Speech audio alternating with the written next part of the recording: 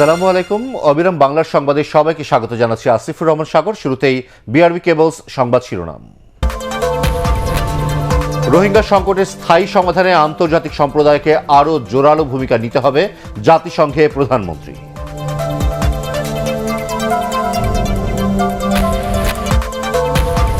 দশ লাখের বেশি রোহিঙ্গা শরণার্থীর পয়ঃবর্জ্যে বিপন্ন কক্সবাজারের পরিবেশ ও জীববৈচিত্র্য, দূষণ স্থানীয় জনবসতিতে।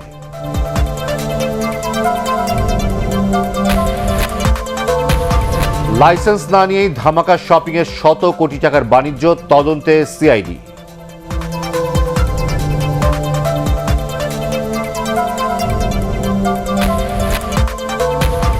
এবং রংপুরে পরিত্যক্ত ঘোষণার পরও ঝুঁকিপূর্ণ ভবনে চলছে স্কুল মার্কেট, উদ্বেগ নগর কর্তৃপক্ষের।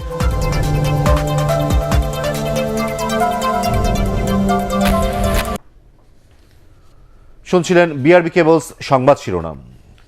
এবারে বিস্তারিত। রোহিঙ্গা সংকটের স্থায়ী সমাধানে আন্তর্জাতিক সম্প্রদায়কে জোরালো ভূমিকা পালনের আহ্বান জানিয়েছেন প্রধানমন্ত্রী শেখ হাসিনা। জাতিসংঘের ৭৬তম অধিবেশনে দেওয়া ভাষণে সাশ্রয়ী দামে সবার করোনা ভ্যাকসিন প্রাপ্তি নিশ্চিত করতেও বিশ্ব নেতাদের নজর কেড়েছেন তিনি। প্রযুক্তি সহায়তা ও মেধাসত্ত্ব পেলে বাংলাদেশও বিপুল টিকা উৎপাদন ও সরবরাহ করতে পারবে বলে জানান প্রধানমন্ত্রী। আপেল মাহমুদের রিপোর্ট। করোনা মহামারীতে এবারও সীমিত পরিসরে আয়োজন করা হয় জাতিসংঘের ৭৬তম সাধারণ অধিবেশন। গতবার ভার্চুয়ালি অংশ নিলেও এবার সশরীরে বিশ্ব নেতাদের উদ্দেশ্যে বাংলায় ভাষণ দেন প্রধানমন্ত্রী শেখ হাসিনা। এতে করোনা টিকার ন্যায্য হিস্যা, ফিলিস্তিনের পক্ষে দৃঢ় অবস্থান, রোহিঙ্গা সংকট, জলবায়ু পরিবর্তন সহ ৬টি ইস্যুকে গুরুত্ব দিয়ে প্রস্তাবনা তুলে ধরেন তিনি। কোভিড মুক্ত একটি বিশ্ব গড়ে তোলার লক্ষ্যে টিকার সার্বজনীন ও সাশ্রয়ী মূল্যে প্রাপ্যতা নিশ্চিত করতে হবে। লক্ষ লক্ষ মানুষকে টিকা থেকে দূরে রেখে কখনোই টেকসই পুনরুদ্ধার সম্ভব নয়। প্রধানমন্ত্রী বলেন, রোহিঙ্গা সংকট ৫ বছর অতিক্রম করলেও এখন পর্যন্ত একজনকেও মিয়ানমারে ফেরত পাঠানো সম্ভব হয়নি। আন্তর্জাতিক সম্প্রদায়কে তাই আরও গঠনমূলক উদ্যোগ নেওয়ার আহ্বান জানান তিনি। এ সমস্যার একটি স্থায়ী সমাধান খুঁজে বের করতে আমরা আন্তর্জাতিক সম্প্রদায়ের জোরালো ভূমিকা ও অব্যাহত সহযোগিতা আশা করি। মিয়ানমারকে অবশ্যই তাদের নাগরিকদের প্রত্যাবর্তনের অনুকূল পরিবেশ তৈরি করতে হবে। জলবায়ু পরিবর্তনের ধ্বংসাত্মক প্রভাব কাটিয়ে উঠতে দ্রুত ব্যবস্থা নেওয়ার আহ্বান জানান প্রধানমন্ত্রী। দ্রুত ব্যবস্থা না নিলে জলবায়ু পরিবর্তনের ধ্বংসাত্মক প্রভাব কাটিয়ে ওঠা কঠিন হবে। ধনী অথবা দরিদ্র কোনো দেশই এর বিরূপ প্রতিক্রিয়া থেকে নিরাপদ নয়। শেখ হাসিনা বলেন, করোনার মধ্যেও পেশাদারিত্বের সাথে দায়িত্ব পালন করছে শান্তিরক্ষী বাহিনী। তাদের নিরাপত্তা ও সুরক্ষা বজায় রাখতে আন্তর্জাতিক সম্প্রদায়কে সম্ভাব্য সব পদক্ষেপ নেওয়ার তাগিদ দেন তিনি। সংকীর্ণ রাজনৈতিক স্বার্থের ঊর্ধ্বে উঠে জাতিসংঘের মঞ্চ থেকে কাজ করতে সদস্য দেশগুলোর প্রতি আহ্বান জানান প্রধানমন্ত্রী শেখ হাসিনা। আপেল মাহমুদ, এটিএন বাংলা। সাধারণ পরিষদের অধিবেশনে প্রধানমন্ত্রী শেখ হাসিনা ভাষণ দেওয়ার সময় জাতিসংঘ সদর দফতরের বাইরে পাল্টাপাল্টি সমাবেশ করেছে আওয়ামী লীগ, বিএনপি। প্রধানমন্ত্রী ভাষণ শুরুর আগে মিছিল স্লোগান নিয়ে প্রবাসী আওয়ামী লীগ নেতাকর্মী ও সমর্থকরা দলে দলে সমবেত হন জাতিসংঘ ভবনের পাশে। যুক্তরাষ্ট্র প্রবাসী আওয়ামী লীগ নেতারা বলেন, বাংলাদেশের সমৃদ্ধি আর উন্নয়নে শেখ হাসিনার বিকল্প নেই। তাই প্রধানমন্ত্রীর হাতকে শক্তিশালী করতে প্রবাস থেকে ঐক্যবদ্ধভাবে কাজ করার অঙ্গীকারও করেন তারা। এদিকে প্রায় একই সময়ে জাতিসংঘ ভবনের সামনে অবস্থান নিয়ে বিএনপি, যুবদল ও জাসাসের নেতাকর্মীরা আওয়ামী লীগ সরকার ও প্রধানমন্ত্রীর সমালোচনা করে বিক্ষোভ দেখান।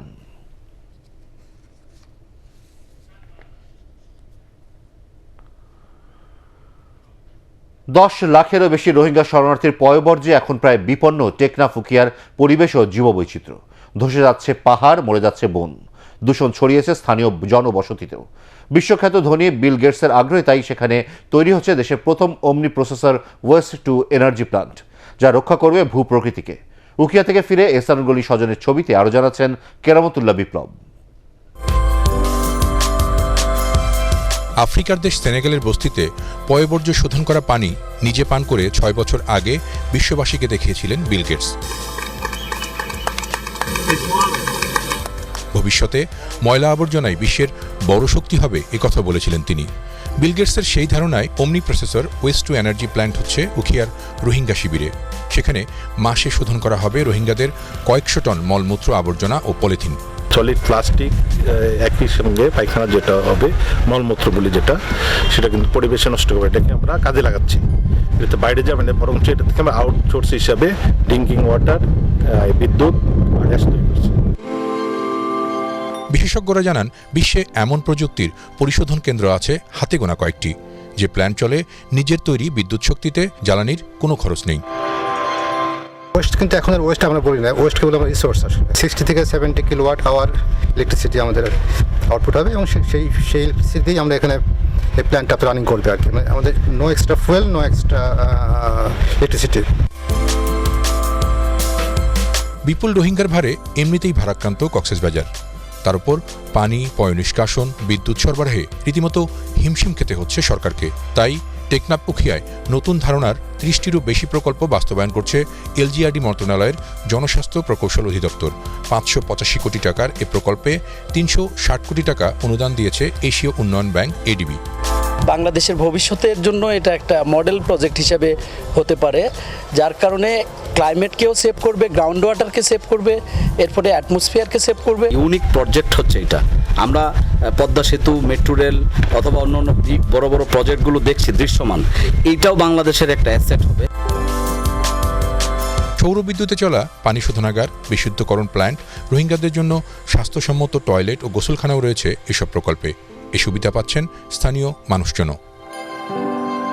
সরকারি বিভিন্ন ধরনের কর্মসূচির সাথে বেসরকারি, দেশি বিদেশি উন্নয়ন সংস্থাগুলোর নানা রকমের পদক্ষেপ, পরিকল্পনার কারণে রোহিঙ্গা জনগোষ্ঠীর জীবনমান আগের চেয়ে এখন অনেক উন্নত।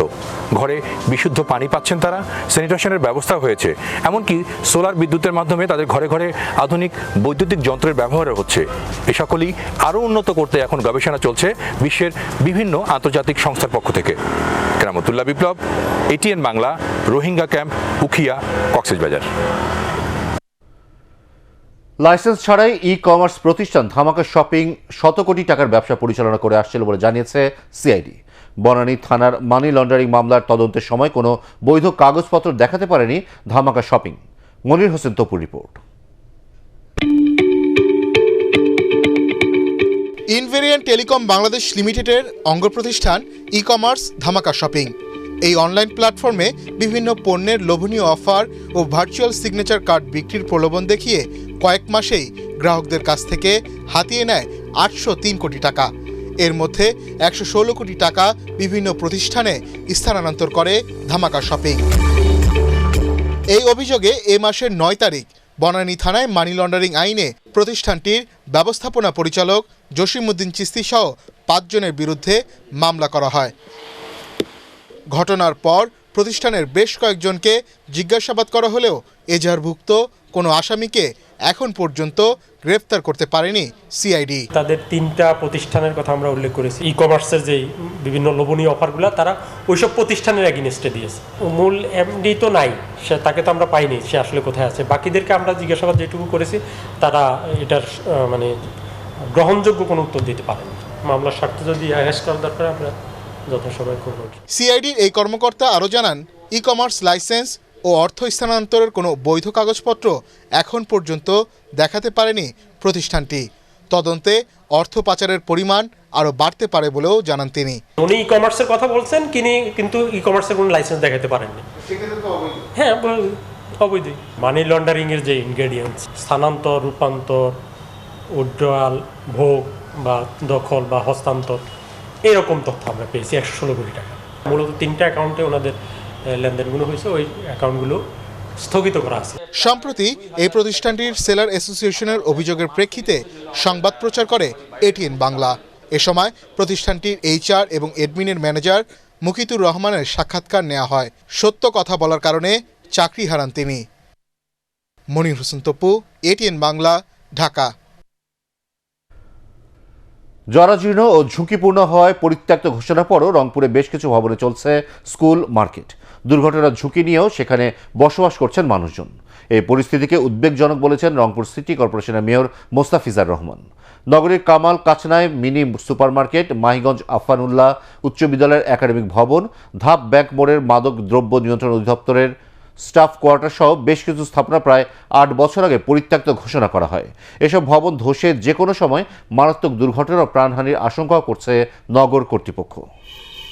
অপরিকল্পিতভাবে নগরায়ন হয়েছে, হ্যাঁ, কোনো নকশা অনুমোদনের বিষয় ছিল না, যে যেভাবে পারছে বিল্ডিং করছে, যার কারণে এখন এসে এই ভবনগুলো ঝুঁকিপূর্ণ ঘোষণা হয়েছে। এগুলো সরকারের রেজিস্ট্রেশন পাইলে আমরা ম্যাজিস্ট্রেট মোবাইল কোড দিয়ে আমরা বুলডোজার দিয়ে সব কিছু ডিস্ট্রয় করে দেবো। এবার আন্তর্জাতিক সংবাদ।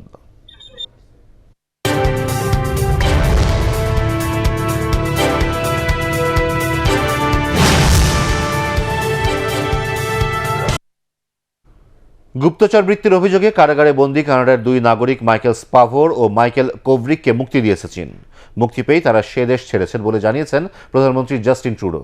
এর আগে জালিয়াতির অভিযোগে কানাডায় গৃহবন্দী চীনের প্রযুক্তি পণ্য নির্মাতা প্রতিষ্ঠান হুয়াওয়ের প্রধান অর্থ কর্মকর্তা মেং ওয়ানজু 3 বছর পর মুক্তি পেয়েছেন। যুক্তরাষ্ট্রের সমঝোতার পর শুক্রবার কানাডার আদালতে উপস্থিত হলে তাকে মুক্তির নির্দেশ দেয় আদালত। 2018 সালের ডিসেম্বরে মাইকেল স্পাভোর সাবেক কূটনীতিক মাইকেল কোভরিককে আটক করে চীনা পুলিশ। এরপর গুপ্তচর বৃত্তি এবং বিদেশি রাষ্ট্রের গোপনীয়তার বিধান লঙ্ঘন করায় মাইকেল স্পাভোরকে 11 বছরের সাজা দেয় চীনের একটি আদালত। কানাডায় স্নাতক বা স্নাতকোত্তর শ্রেণীতে অধ্যয়নরত ছাত্রছাত্রীদের জন্য বিশেষ বৃত্তি ঘোষণা করেছে Bangabandhu centre for Bangladesh studies BCBS। 5টি ক্যাটাগরিতে এই বৃত্তি দেওয়া হবে বলে জানিয়েছেন কানাডায় নিযুক্ত বাংলাদেশের হাইকমিশনার ও BCBS ইন কানাডার প্রধান পৃষ্ঠপোষক ডক্টর খলিলুর রহমান। বঙ্গবন্ধু শেখ মুজিবুর রহমান, বঙ্গমাতা শেখ ফজিলাতুন্নেসা মুজিব, শহীদ ক্যাপ্টেন শেখ কামালের স্মৃতির সম্মান এবং বঙ্গবন্ধুর জন্মশতবার্ষিকী ও বাংলাদেশের সুবর্ণ জয়ন্তী উদযাপনের অংশ হিসেবে এই বৃত্তি ঘোষণা করা হয়। আগামী 1 নভেম্বরের মধ্যে আগ্রহীদের আবেদন করতে বলা হয়েছে দূতাবাসের নির্ধারিত ওয়েবসাইটে। এবার পার্টেক্স খেলার খবর।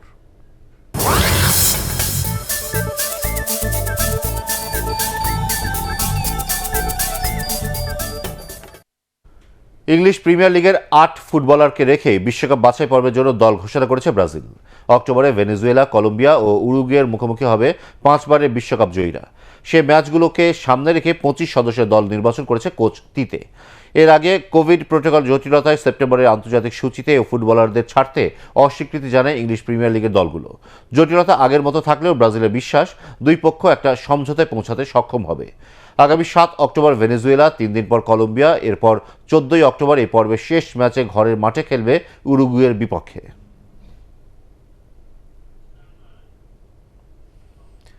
ইংলিশ প্রিমিয়ার লিগের হাই ভোল্টেজ ম্যাচে বিকেলে মুখোমুখি হচ্ছে 2 জায়ান্ট ম্যানচেস্টার সিটি এবং চেলসি। 5 ম্যাচে 13 পয়েন্ট নিয়ে লিগ টেবিলের শীর্ষে আছে বর্তমান চ্যাম্পিয়ন্স লিগ জয়ীরা। এর আগে সবশেষ 3 সাক্ষাতে ম্যান সিটির বিপক্ষে জয় নিয়ে মাঠ ছেড়েছে টমাস টুখেলের দল। লিগে এখনও পর্যন্ত মাত্র 1 গোল হজম করেছে ব্লুরা। তাই স্টামফোর্ড ব্রিজে কঠিন পরীক্ষায় দিতে হবে কেভিন ডি ব্রুইনা, জ্যাক গ্রিলিশদের। অন্যদিকে 10 পয়েন্ট নিয়ে 5-এ অবস্থান করছে বর্তমান লিগ চ্যাম্পিয়ন পেপ গার্দিওলার দল। জানুয়ারিতে চেলসির মাঠে সবশেষ ম্যাচে 3-1 ব্যবধানে জয় নিয়ে মাঠ ছাড়ে ম্যানচেস্টার সিটি। বিকেল 5:30টায় মুখোমুখি হবে দুদল।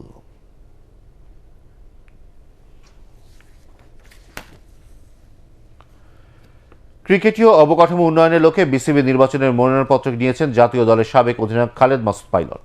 প্রথম ক্যাটাগরিতে রাজশাহী বিভাগের মনোনয়নপত্র নিয়েছেন তিনি। নির্বাচিত হলে শুধু ক্রিকেট নয়, অবকাঠামোগত উন্নয়নে নিজের পরিকল্পনা বাস্তবায়ন করতে চান সাবেক এই উইকেট রক্ষক ব্যাটসম্যান। বিসিবি নির্বাচনের মনোনয়নপত্র বিতরণের প্রথম দিনে 8টি ফর্ম সংগ্রহ করেছেন 8 জন, জেলা ও বিভাগীয় কোটায় 6 জন এবং ক্লাব কোটায় 2 জন ফর্ম তুলেছেন। আজ মনোনয়নপত্র সংগ্রহের শেষ দিন। রাজশাহী বিভাগ থেকে যেহেতু আমি ক্যান্ডিডেট আসছি, তো আমার ইচ্ছা যে ওই অঞ্চলে আসলে যে অবস্থায় আছে ক্রিকেট অবকাঠামোটা খুবই দুঃখজনক, যে খুবই বাজে অবস্থা। প্রত্যেকটা ডিস্ট্রিক্টে ঠিকভাবে খেলা হয় না, আম্পায়ারদের ঠিক মতো বলবো যে ওরকম কোনো কিছু হয় না, বা কোচেসদের কিছু হয় না। শুধু পোস্টটা ইম্পর্টেন্ট আমার কাছে, মানে যে পোস্টের চেয়ে ইম্পর্টেন্ট হচ্ছে যে আমি যে জন্য আসছি সেটা কিন্তু একটা কাজ। সেই কাজটা যেন আমরা যেই আসি না কেন তার দায়িত্ব হচ্ছে যে ওটা পুরোটা ফুলফিল করা। যে এই যে শেষ করার আগে বিআরবি কেবলস সংবাদ শিরোনাম আরও একবার। রোহিঙ্গা সংকটের স্থায়ী সমাধানে আন্তর্জাতিক সম্প্রদায়কে আরও জোরালো ভূমিকা নিতে হবে জাতিসংঘে প্রধানমন্ত্রী।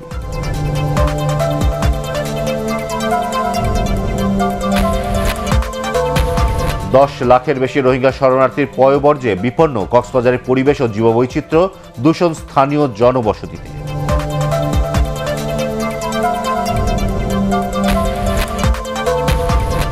লাইসেন্স না নিয়েই ধামাকা শপিংয়ের শত কোটি টাকার বাণিজ্য, তদন্তে সিআইডি।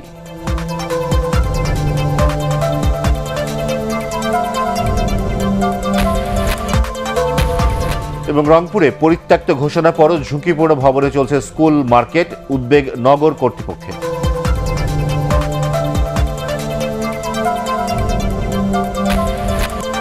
পরবর্তী সংবাদ দেখার আমন্ত্রণ জানিয়ে এখনকার মতো শেষ করছি। করোনা ভাইরাস থেকে নিজেকে সুরক্ষিত রাখতে মাস্ক পরুন, বারবার হাত পরিষ্কার করুন। এটিএন বাংলা সংবাদ ইউটিউবে দেখতে ব্রাউজ করুন youtube/ATN বাংলা।